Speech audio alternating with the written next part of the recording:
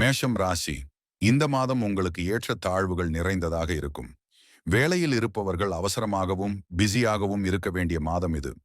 வியாபாரிகள் நல்ல பலன்களை பெறுவார்கள். அவர்களுக்கு மாதத்தின் முதல் பாதி சிறப்பாக அமையும். மாணவர்கள் சவால்களை எதிர்கொள்ள தயாராகுங்கள். கேது 5ஆம் வீட்டில் இருப்பதால் படிப்பில் கவனம் தேவை. காதல் உறவுகளில் ஏற்ற தாழ்வுகள் இருந்தாலும் மாத பிற்பாதியில் நல்ல செய்தி வரும்.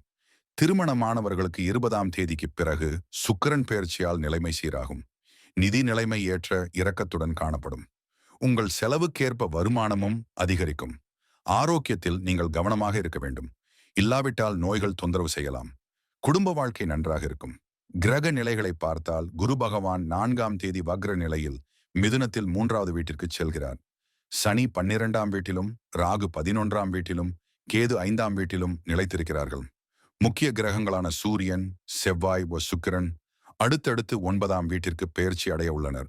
உங்கள் அதிர்ஷ்டம் உங்களுக்கு சாதகமாக இருக்கும். நீண்ட பயணம் மற்றும் வெளியூர் செல்லும் வாய்ப்புகள் உண்டு.